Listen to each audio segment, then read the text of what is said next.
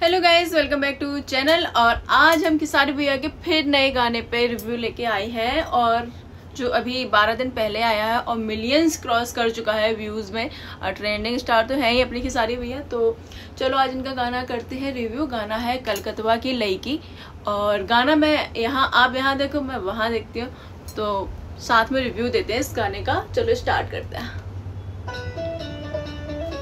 यार मतलब शुरुआत में दिख गया कि लड़की गुस्से में है।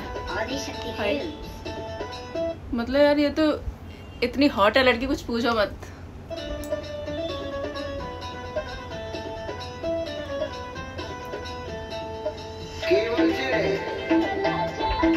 बंगाली लड़की, बंगाली है ना, मुझे लग रहा है लड़की बंगाली है। बहुत सुंदर है यार, बहुत प्यारी लग रही है। किसारी भैया की तो बात ही अलग है। और इस गाने पे ना कम से कम 10,000 व्यूज आने चाहिए भाई रिव्यू पे। चलो गाइस, गाना तो हुआ खत्म। अब मिलते हैं नेक्स्ट वीडियो में और कैसा रिव्यू लगा कमेंट करके जरूर बताना। और कल का रिव्यू इसलिए अच्छा नहीं था क्योंकि मैं थोड़ा बिजी थी, प्रॉपर रिव्यू नहीं बना पाई थी। और आज की रिव्यू पे कमेंट करना, जो कि सारे भैया के फैंस हो वो जरूर करना। बाकी मिलते हैं नेक्स्ट वीडियो में। Bye bye.